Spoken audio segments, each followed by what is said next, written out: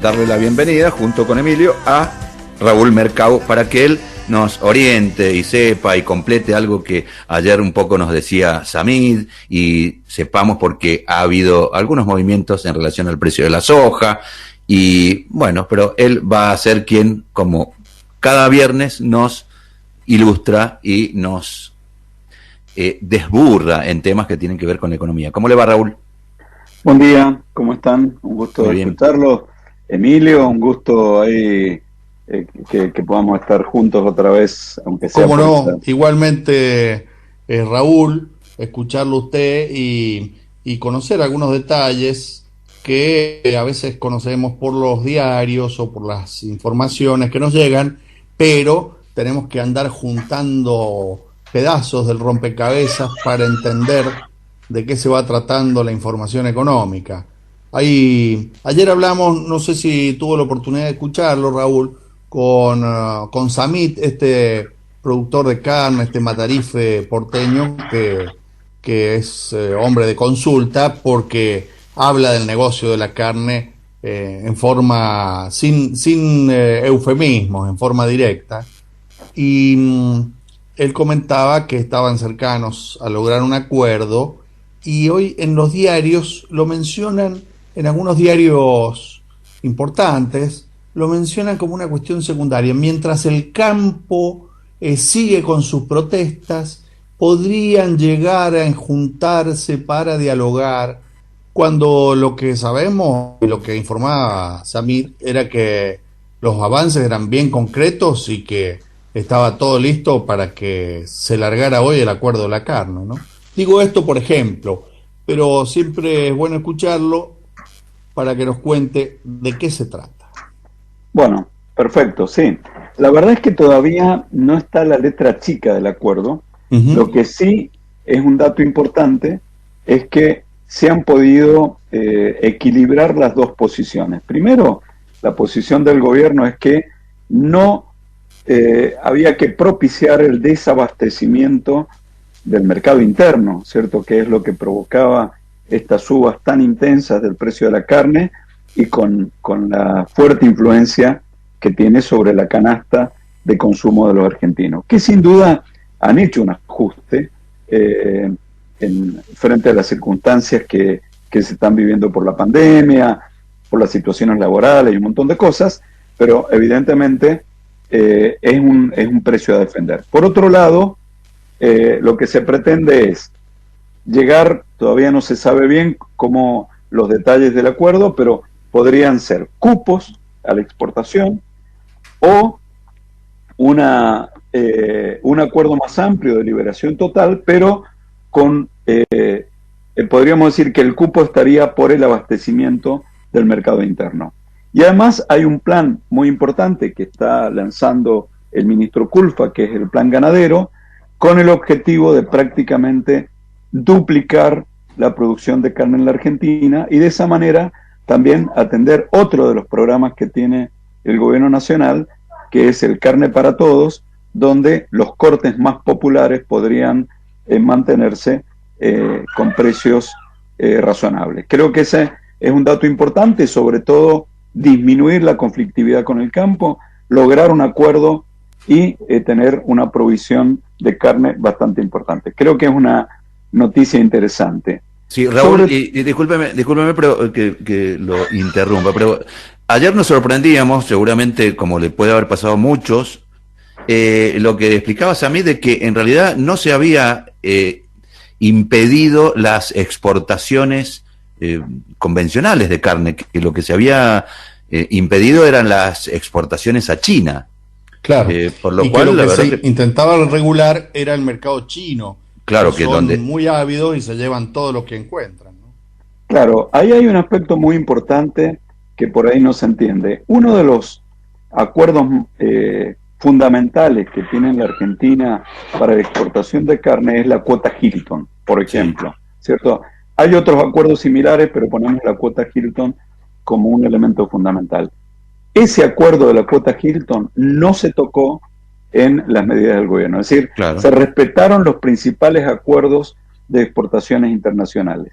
Las que se restringieron o podríamos decir se cerraron, fueron las incrementales por encima de estos acuerdos fundamentales de exportación, que son los que tradicionalmente ha tenido la Argentina y mantiene el ingreso. Bueno, pero por eso la importancia, Raúl, de enfatizar algunas cuestiones que nosotros mismos solemos replicar por ignorantes y que no era así, porque cuando decían que lo que se había hecho era cortar las exportaciones, cualquiera se imaginaba que no podía salir más que carne vacuna al exterior, y esto no es así de ninguna manera.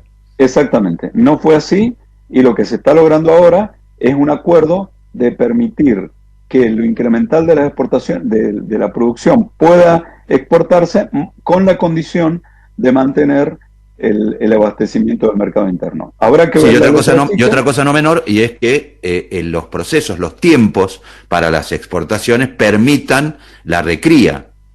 Por supuesto, claro, que eso es muy importante, porque eso permite lograr un volumen de carne y un valor agregado, ¿cierto?, que queda en la Argentina, que es muy importante para poder mejorar las exportaciones. Sobre todo en un escenario donde esta podría ser, entre comillas, la mala noticia, pero veremos que tiene un lado positivo, que probablemente se esté terminando el viento de cola de los precios de $600 la tonelada de soja, porque al parecer el gran comprador, lo que decíamos recién de carne, también lo fue de soja. China salió al mercado después de la recuperación de lo que sucedió en Wuhan y digamos los indicios de recuperación de la economía china, salir a importar en este caso este producto, y es lo que provocó con una combinación de menor producción en los principales mercados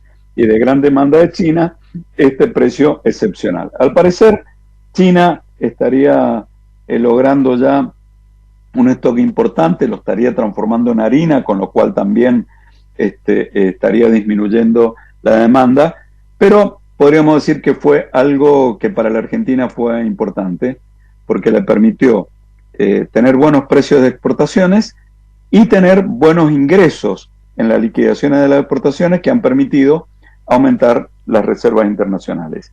Y el otro dato importante, que no es menor, es que este boom o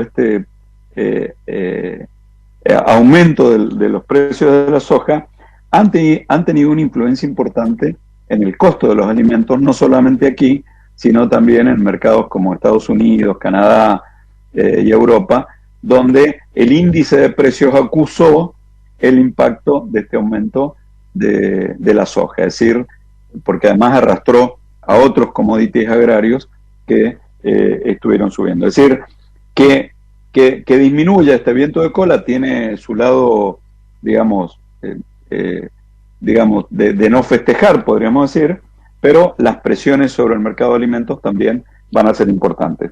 Porque la otra información de esta semana es la inflación, ¿cierto? La inflación en un año muy particular. Recordemos que este año 2021 es un año electoral.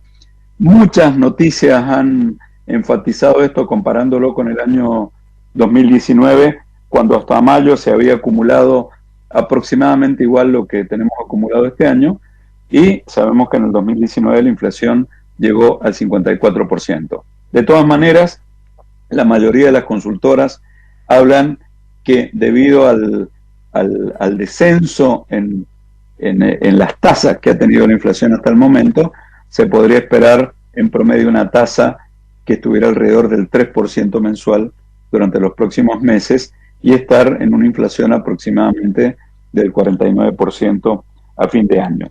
El ministro Guzmán se reunió con los principales formadores de precios y les pidió que no remarcaran los precios en función de las expectativas. Y esto apunta a las principales causas de la inflación, ¿cierto? Recordemos que hay por lo menos 3 causas fundamentales que dice la teoría económica, que es la de origen monetario, es decir, cuando hay más dinero en la calle, la gente se va a comprar bienes o a comprar dólares. El aumento de costos, que en este caso tiene que ver con las negociaciones salariales, que algo vamos a comentar, y el tema de las expectativas. En el caso de la política monetaria, la verdad que el Banco Central ha estado haciendo los deberes. Prácticamente la base monetaria no ha crecido en estos meses, debido sobre todo a la política de colocación de títulos por parte de los bancos, y ahora con la modificación del financiamiento del presupuesto público, permite que estos bonos que tienen los bancos puedan financiar también el Tesoro Nacional sin implicar mayor emisión monetaria para ayudar a la situación, obviamente, de gasto que tiene un país que está enfrentando una pandemia como la que estamos enfrentando nosotros. Es decir, hay una situación más controlada en lo monetario. Por otro lado, en las paritarias, bueno, ahí hay algunas señales que habrá que analizar. Hasta el momento, las cuotas de las paritarias no justifican los aumentos de precios. Sí, sabemos que se están liberando algunas paritarias que se están saliendo de la pauta de el 30% y negociando por encima, el 40, el 45. Habrá que ver cómo evoluciona esto a fin de año, pero lo que le decía el ministro Guzmán, esto no ocurrió, esto va a ser hacia adelante y los precios están aumentando ahora. Por eso el ministro le dijo, sobre todo a aquellos que tienen cierto poder de posición dominante, podríamos decir, en los mercados, que traten de moderar el aumento de los precios. ¿Cuál es una de las buenas noticias que se vieron esta semana, Ariel? Tiene que ver con lo que se llama el plan clase media, lo ha denominado algunos diarios económicos de Buenos Aires, pero tiene que ver con medidas concretas que podrían mejorar el ingreso, sobre todo de aquellos que están en este segmento de población. Primero, bueno, obviamente en este mes, generalmente se paga a fines de este mes o principio del mes que viene, tendríamos el aguinaldo, con lo cual podrían incrementarse, podría haber un flujo de dinero bastante importante para mejorar el consumo de los argentinos. Además, hay algunas medidas que tienen que ver con impositivas. Sabemos que el cambio en el impuesto a las ganancias, que elevó el mínimo no imponible a 150.000 pesos, podría volcar cerca de 40.000 millones entre descuentos y reintegros al mercado. Los cambios del monotributo, algo que fue tan criticado y que creo que el gobierno mostró una reacción bastante importante, podría devolver unos 20.000 millones al mercado. Y obviamente, lo que decíamos recién, el aguinaldo podría volcar entre 150.000 a 200.000 millones de pesos. Es decir, lo que uno podría esperar a mediados de año es que la situación de ingreso, algo que provoca preocupación, podríamos decir, en muchos hogares argentinos, podría verse morigerado con estos datos. Y la última noticia, creo que es importante, perdón, hay una noticia más, que es la renovación de la ayuda del gobierno para el pago de salarios con el Repro 2, que es una extensión que había vencido y que el gobierno la extendió hasta junio, ¿cierto? Esto beneficia no a todas las empresas, pero sobre todo a aquellas empresas que se vieron más afectadas, aquellas que tuvieron la caída de una facturación. Claro, porque eso se calcula sobre una facturación, entiendo, de 2019. Exactamente, que cayó durante este periodo, en términos reales, más del 20%, y que tenemos muchas empresas que están en esa situación. Y sobre todo, apunta a las pequeñas y medianas empresas, porque es hasta 5 trabajadores. Obviamente se premia la buena conducta, es decir, aquellos que estén en una lista de penalizaciones por conductas laborales inadecuadas, quedan afuera, ¿cierto? Hay comercios de rubros no esenciales, el sector gastronómico, algo que hemos hablado en esta columna también, y el caso de hoteles, turismo y peluquería, que son sectores que durante la pandemia se han visto afectados principalmente. Es decir, sí, y que vimos que hay una manifestación muy fuerte de parte de agrupaciones, de esas gremios de empresarios, una presión muy fuerte hacia los legisladores nacionales de Mendoza. Exactamente. Con unas previsiones bastante extrañas, porque ya suponían cosas que no son así. Claro, obviamente, probablemente la ayuda que se les pueda dar no va a cubrir hablábamos recién de la facturación del 2019 antes de la pandemia. Ningún sector hoy va a poder recuperar en este escenario lo que vivía en el 2019. Pero sin duda vemos una voluntad política, ¿cierto?, de poder atender sobre todo las situaciones más complejas. Y la última noticia, no aquella que nos dejó helado, que es la temperatura que habló Karina Bravo, sino tiene que ver con la Copa América, que nos calienta, ¿cierto? Hoy a las 21 va a jugar Argentina con Uruguay, un clásico latinoamericano, pero algunos datos importantes. Los planteles que se están reuniendo esta noche son de los más caros, o sea, o los que más valen. Obviamente el plantel de Brasil, el más caro, se calcula que el plantel vale 1.100 millones de dólares. Nos referimos a los jugadores que integran al plantel. En el caso de Argentina, que es el que le sigue en importancia, 780 millones de dólares, Uruguay 460 millones de dólares, es decir, que estamos hablando cerca de 1.200 millones de dólares que se van a juntar esta noche a las 21. ¿Cuáles son los jugadores mejor pagados? Sí, Ariel. Muy buen dato.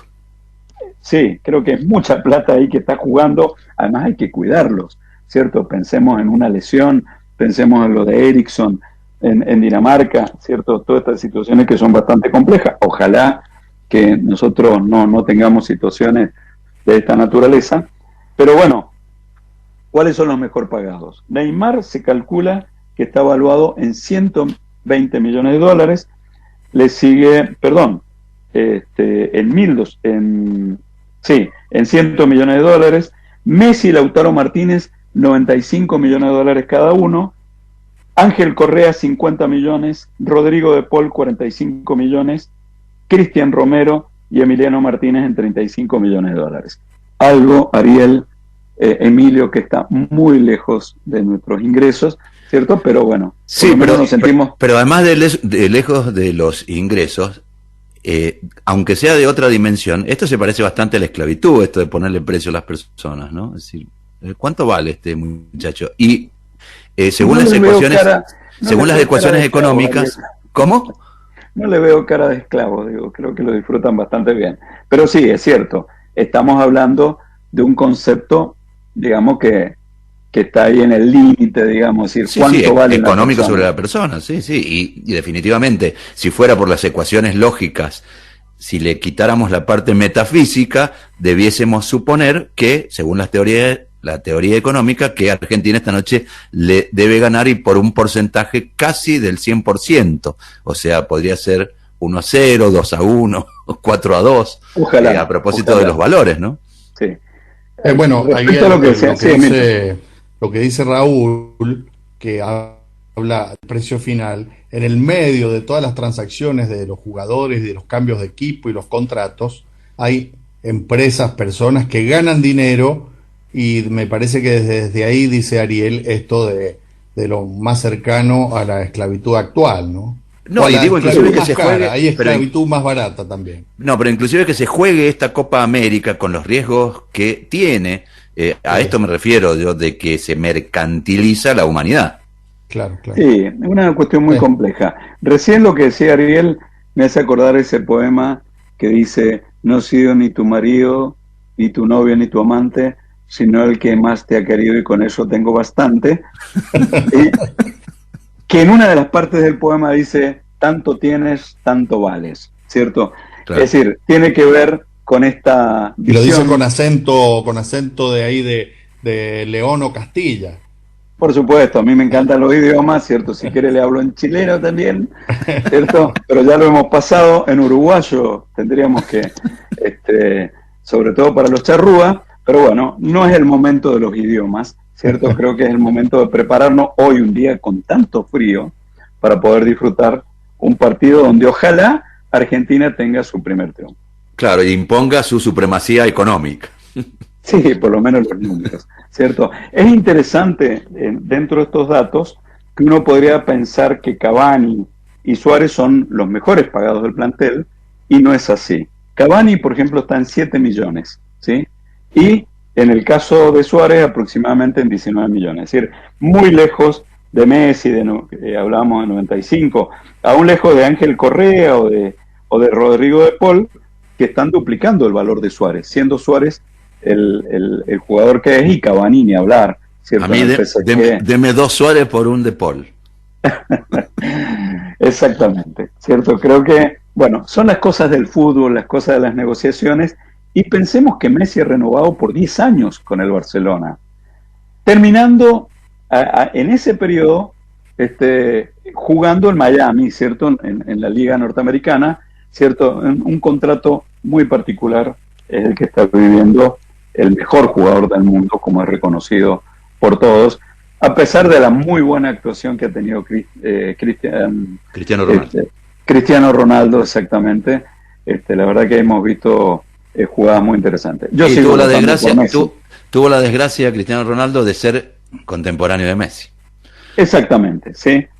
Como le ha pasado a algunos jugadores argentinos que tuvieron la desgracia de jugar con Maradona, ¿cierto? O con Batistuta, ¿cierto? Claro, que se vieron opacados por la calidad que tenían los otros, ¿no? Exactamente.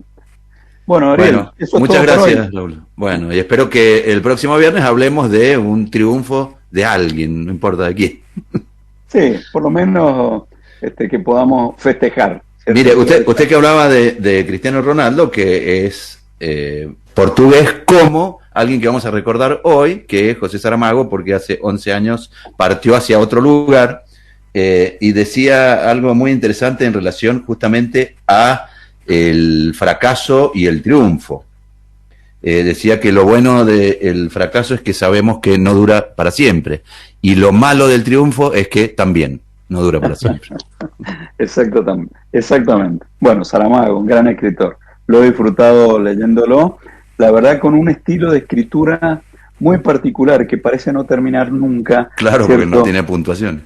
Exactamente, es decir, un gran escritor, y la verdad que... Porque no sabía cómo usar los signos de puntuación, por eso. Seguramente. Es un muchacho, un improvisado.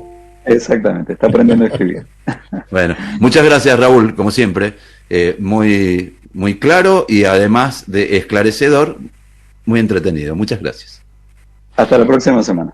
Hasta luego, Raúl, muchas gracias.